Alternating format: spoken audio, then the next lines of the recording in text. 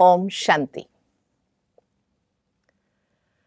आप सभी को श्रीमद् भगवद गीता जयंती महोत्सव की बहुत बहुत शुभकामनाएं। भारतवर्ष एक विभिन्नता से भरा हुआ बहुत सुंदर सांस्कृतिक परंपरा का अद्भुत संयोग कहे या अद्भुत वरदान है भगवान का। जिस धरती पर स्वयं भगवान अवतरित हुए, उस धरती पर भगवान के नाम की जयंतियां तो मनाई जाती हैं, लेकिन सारे विश्व में ये अद्भुत जयंती है जो कोई महान ग्रंथ की मनाते हो। वैसे जितनी परंपराएं हैं, जितने धर्म हैं, उतने धर्म ग्रंथ भी पाए जाते हैं, लेकिन कोई भी धर्म ग्रंथ की जयंती पूरे विश्व में कहां पर भी नहीं मनाई जाती। लेकिन एक खासियत है, विशेषता है कि गीता जयंती, गीता के नाम से एक महान ग्रंथ जिसके अंदर भगवानुवाच लिखा हुआ है, उसकी जयंती मनाई जाती है। जब हम सारा इसके बारे में अध्ययन करते हैं और कोई ग्रंथ का जयंती है क्या, तो पाया जाता है जिस धर्म का जिसने उपदेश किया, उसके बर्थडे या जन्मदिन को ही उस धर्म ग्रंथ की जयंती भी मानते हैं लोग, लेकिन अलग से मनाते नहीं है। लेकिन भारतवर्ष में विविधता से भरे इस अद्भुत पुण्य तपोभूमि देवभूमि में श्रीमद् भगवद गीता की जयंती हर साल मार्गशीर मास में शुक्ल पक्ष के एकादशी के दिन पूरे भारतवर्ष में, या यूं कहे अक्रॉस द वर्ल्ड, पूरे विश्व में मनाते हैं। इस एकादशी को मोक्षदा एकादशी भी कहते हैं। ये अद्भुत दिन, जिस दिन भगवान ने गीता उच्चारित किया, ऐसे मानते हैं, सदियों से मनाते आ रहे हैं। आजकल बहुत बड़े पैमाने पे ये गीता जयंती को मनाया जा रहा है। मनुष्यों की श्रद्धा भक्ति गीता के ऊपर बढ़ता हुआ, केवल गीता के श्लोकों के ऊपर नहीं, गीता में जो मानव जीवन के लिए मार्गदर्शन दिया गया है, उस पर भी मानव केंद्रित कर रहा है अपने मन को। तो इस गीता जयंती को लोग ऐसे मानते हैं कि इस पुण्य पर्व पर भगवान ने गीता उच्चारित किया थे। सोचने की बात यह है, वैसे तो मानते हैं श्री कृष्ण ने कुरुक्षेत्र के महाभारत युद्ध के प्रथम दिन दोनों सेनाओं के बीचों बीच गीतोपदेश दिया था। सोचने की बात यह है, लेकिन श्री कृष्ण जयंती या श्री कृष्ण के जो जन्मोत्सव मनाते, उसके साथ तो कहां पर भी गीता जयंती को जोड़ते नहीं है, याद भी नहीं करते गीता को। गीता जयंती को अलग से ही मनाया जाता है। इसका मतलब गीता का अपना ही अस्तित्व है, जो स्वयं भगवान ने गीता को मानव मात्र के लिए उपदेशित किया था। और श्रीमद् भगवद गीता की बात करें तो 18 अध्याय 700 श्लोकों से बना हुआ यह अद्भुत मार्गदर्शिका है, जो मानव मात्र के लिए हर परिस्थिति या समस्या का समाधान स्वयं भगवानुवाच में पाया जाता है। लेकिन उस दृष्टिकोण से अगर गीता का अध्ययन करते हैं तो गीता जयंती का या गीता जयंती मनाने का, महोत्सव के रूप में इसे सेलिब्रेट करने का उद्देश्य क्या है? केवल गीता की महत्ता को लोगों तक पहुंचाना या संभ्रमित करना, इतना ही नहीं है। आज इस वक्त गीता में जो भगवान ने महावाक्य उच्चारे थे, वो बहुत जरूरी है। मनुष्यात्मा खुद को भूल गए हैं, श्रीमद् भगवद गीता एक अनोखा मार्गदर्शन है जिससे वसुदैव कुटुंबकम की जो भगवान की वर्ल्ड फैमिली की जो कल्पना जो लोग मानते हैं, लेकिन ये कल्पना नहीं है, ये वास्तविकता है। विश्व एक परिवार है जिस परिवार का मुखिया स्वयं भगवान है और हम सब उस विश्व परिवार के सदस्य हैं।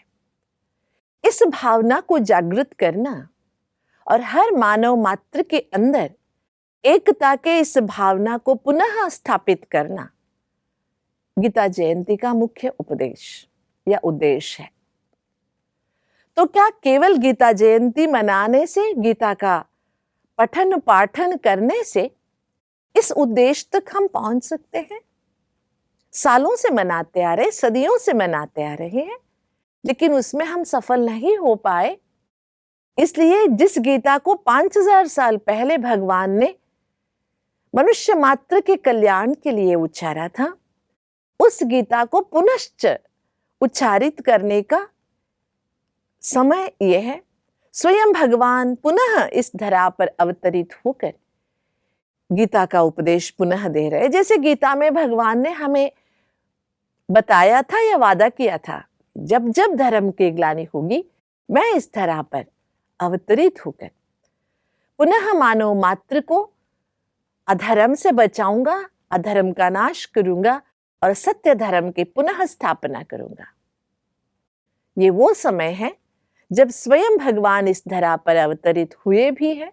और गीता में जो भगवान ने महावाक्य कहा है, सर्वधर्मान परित्यज्य मामेकं शरणं व्रज अहम त्वा सर्व पापेभ्यो मोक्षयिष्यामि मा शुचः।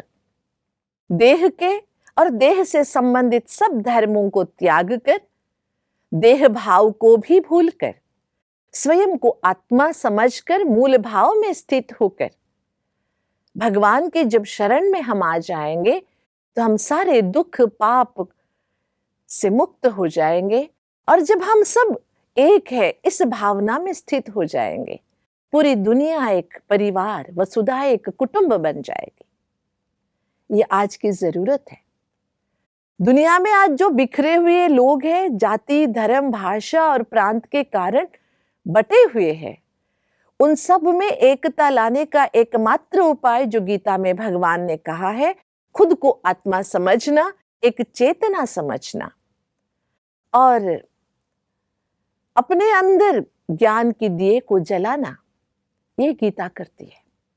इसीलिए गीता को माता कहते हैं।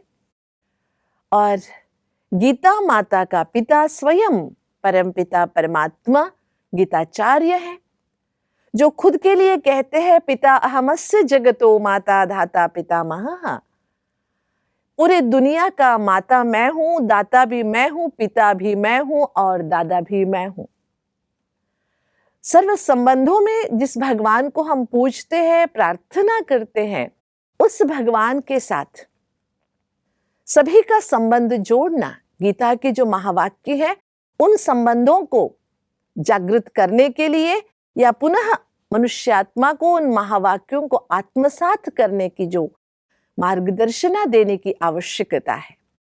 इसलिए केवल गीता सिखाना सीखना इतना काफी है। गीता को जीने की जो आवश्यकता है, गीता जैसे जीवन बनाने की, मतलब गीता में जो भगवान ने मार्गदर्शना दी है, उस अनुकूल मानव जीवन में चलने की जो परमात्मा से मार्गदर्शना हमें प्राप्त हो रहा है। इसलिए दुनिया की अनोखी जयंती है ना। आजकल दुनिया में कुत्ते की भी जयंती मनाते हैं, मतलब पेट्स की जयंती मनाना आजकल का एक हॉबी हो गया है मनुष्यात्माओं के लिए।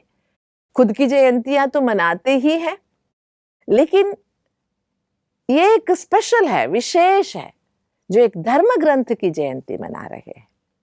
तो इस जयंती का मूल लक्ष्य यही है। तो इस गीता जयंती के महोत्सव पर जो सारे वर्ष में मनाए जा रहे हैं, उस समय हम सभी मन में एक संकल्प करेंगे, एक ही भगवान को याद करने का, गीताचार्य भगवान को समझने का, गीता में जो भगवान ने कहा उसे आत्मसात करने का, जहां तक हो सके मुस्कुराते रहने का और सबके चेहरे पे मुस्कुराहट लाने का। यही तो गीता हमें सिखाती है। संतुष्टम सततम योगी यतात्मा दृढ़ निश्चय। जो खुशनुमा जीवन, संतृप्ति का जीवन, योगी का जीवन सिखाती है। तो चलिए इस गीता जयंती के उपलक्ष्य में जितने भी शादमाना करना है, सेलिब्रेशंस करना है, वो तो हम करेंगे ही। साथ साथ गीता जयंती के जो लक्ष्य है उसको हम सार्थक करेंगे। उस सार्थकता के भाव को जीवन में लाने के लिए हम गीता के इन महावाक्यों को याद रखेंगे कि गीता का भगवान जो सर्व आत्माओं का पिता परमात्मा है, उस पिता परमात्मा को जानेंगे, समझेंगे और उसके शरण में आ जाएंगे। तमेव शरणम गच्छ सर्वभावेन भारत, जो भगवान की कहना है उस अनुसार उसी एक भगवान को याद करते हुए हर एक के चेहरे पर मुस्कुराहट लाने की, खुश रहने की और हमारे जीवन के इस सफर में भगवान को साथी बनाकर चलने की और पूरे विश्व को एक परिवार की सूत्र में बांधने की। ये जो गीता की शिक्षाएं हैं, उन शिक्षाओं को हम केवल पढ़ेंगे नहीं, है ना। जैसे स्कूल कॉलेजेस में हम बुक्स पढ़ते हैं और पढ़ाई केवल एग्जाम तक सीमित रह जाती है। एग्जाम पास हो गया, हम भूल जाते हैं। जीवन में निरंतर परीक्षाएं चलती रहती हैं। इन परीक्षाओं को पास करते हुए, पार करते हुए आगे बढ़ने के लिए हमें आत्मशक्ति की जरूरत है और वो आत्मशक्ति हमें गीता के ज्ञान के द्वारा प्राप्त होती है। गीता एक ज्ञान धारा है। उस ज्ञान धारा को समाहित करते हुए मानव जीवन को खूबसूरत बनाना और हमारे जीवन के साथ हमारे आसपास जितने भी है उन सब के जीवन में हरियाली लाना, खूबसूरती लाना। और पुनः मैं ये याद दिलाना चाहूंगी, भारत पूरे विश्व को एक साथ बांधकर पूरे विश्व परिवार की इस भावना को जागृत करने के लिए गीता बहुत अच्छा साधन भी है और पूजनीय, वंदनीय है। लेकिन केवल पूजा वंदना करने से कुछ नहीं होगा, उस गीता को जीने से होगा, है ना। सदियों से हम मंदिर में रख के गीता की पूजा तो करते आए हैं, हल्दी कुमकुम चढ़ाते आए, इतना चढ़ाए कि उसके अंदर क्या लिखा है दिखता भी नहीं है, इतना उसके ऊपर हल्दी कुमकुम चढ़ा दिए। लेकिन अभी ज्ञान की नजर से, ज्ञान की दृष्टि से गीता को समझकर जो भगवान ने केवल मानव मात्र के उद्देश्य को सफल करने के लिए, जीवन को सार्थक बनाने के लिए जो दिया है, इस अनमोल गीता ज्ञान को आत्मसात करेंगे। बहुत सारे लोग मिलके गीता महोत्सव मना रहे हैं। हम और आप सभी मिलके मन के अंदर एक आशा की ज्योति जगाएंगे कि श्रीमद् भगवद गीता का जो ज्ञान स्वयं परमात्मा ब्रह्मा कुमारी संस्था के द्वारा प्रदान कर रहे हैं, यथार्थ रूप से वर्तमान परिप्रेक्ष्य में गीता की महत्ता को समझा रहे हैं, उसको हम समझेंगे और परमात्मा के साथ भारत को पुनः विश्व गुरु बनाने की अद्भुत कार्य में सहयोगी बनेंगे।